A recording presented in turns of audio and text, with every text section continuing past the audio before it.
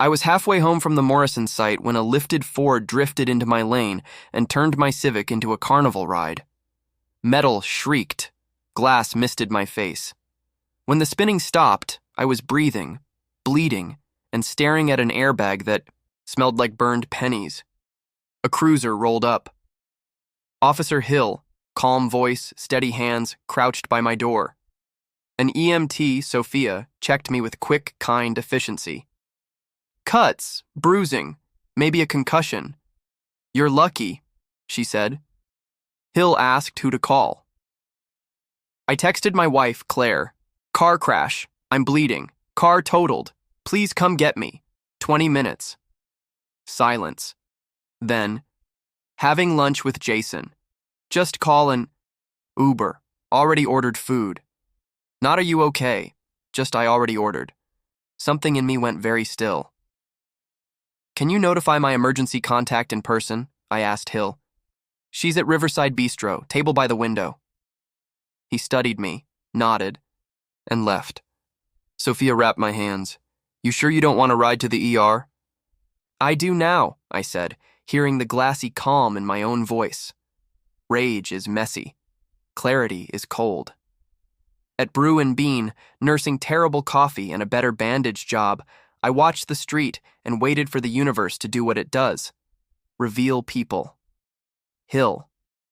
Slid into the chair across from me later, wearing the half-smile of a man who's delivered news and watched masks fall. Your wife received notification, he said. The room went quiet. She asked why I was there before she asked how you were. I pictured it. Claire mid-laugh across from Jason, a cop at her table, every fork suspended. The witnesses. The manager hovering. The look on Jason's face when he realized she'd seen my text and stayed anyway. Someone at the next table started typing. Hill added. Said she was posting to Facebook. Woman stays at lunch while husband bleeds. On the highway. I didn't need revenge. I needed the truth to be seen. Claire showed up at the coffee shop, blotchy and furious. You didn't say it was serious? She hissed. Did you have to send a cop? That was humiliating. You think you were humiliated? I said. I stood on the shoulder for an hour bleeding while my wife chose appetizers. On the drive home, she offered tea, doctors, insurance calls, triage for optics, not care. I showered, looked at the road rash in the mirror, and whispered the sentence that ended my marriage. I don't trust her anymore. I left at sunrise for my brother Eric's place. He opened the door in sweats and blunt truth. She showed you who she is, he said. Believe her. By lunch, the office rumor engine had eaten. Danny from IT called. Amelia from accounting live posted the bistro scene. Claire's spinning it as you being controlling. No one's buying it. Jason's avoiding her. I put the facts in our friends group chat, car crash. Her reply attached, we're separating. Screenshots, no adjectives, phones lit up. Messages of shock, support, and the kind of quiet anger you get when someone violates a basic rule. Answer when your person is hurt. That night, I slept on Eric's couch and didn't wake to the sound of my own second guessing. Peace, it turns. Out is audible. I found a month-to-month sublet that smelled like ramen and fresh starts.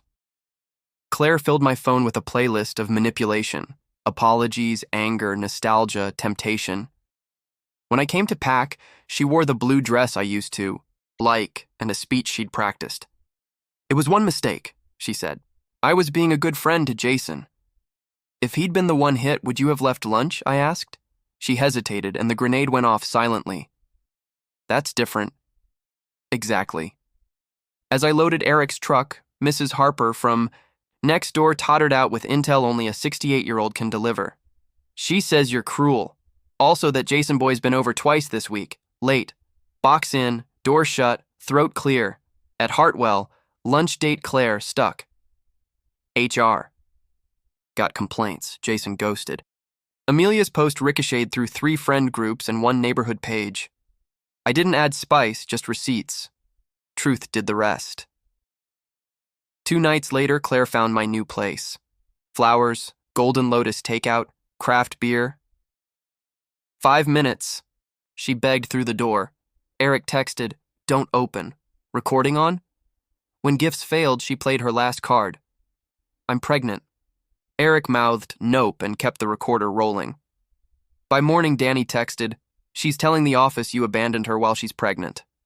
An hour later, Jason himself messaged, "I'm sorry. I didn't know she ignored you. She's not pregnant." I know for a fact. Boom. House of Cards down to mulch. The divorce was clinical. Priya, the attorney Eric recommended, filed with screenshots, timestamps, and exactly 0 adjectives.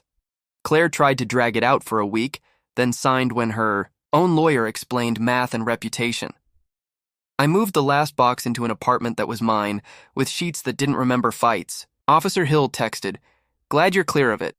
You dodged a bullet." He was right. Emergencies strip varnish. What's left is grain. I called my mom. "You sound different," she said. "Lighter." "I stopped mistaking chaos for love," I said, and it was true. On Sunday, I sat by the window with real coffee and a shoulder the color of old brews, scrolling past Amelia's post to a blank screen and a quiet room. No notifications humming with damage control. No second phone dinging at 1 a.m. No one asking me to swallow obvious lies for the sake of appearances. When people asked later if the accident ruined my life, I told them the truth. It saved it. On Highway 34, I learned that the person I'd married would not leave a table for me. That was the story. Everything after was paperwork and paint. I wrote one last note to myself and stuck it in my wallet behind my license. Believe the first. Answer, act on the second chance. Then I went outside, called an Uber on my own terms, and met Eric for pizza. We toasted with cheap beers that tasted better than any craft six-pack someone once brought as a bribe, to peace, to oxygen, to walking. Away the moment you see who someone really is, and walking toward a life where you answer the call.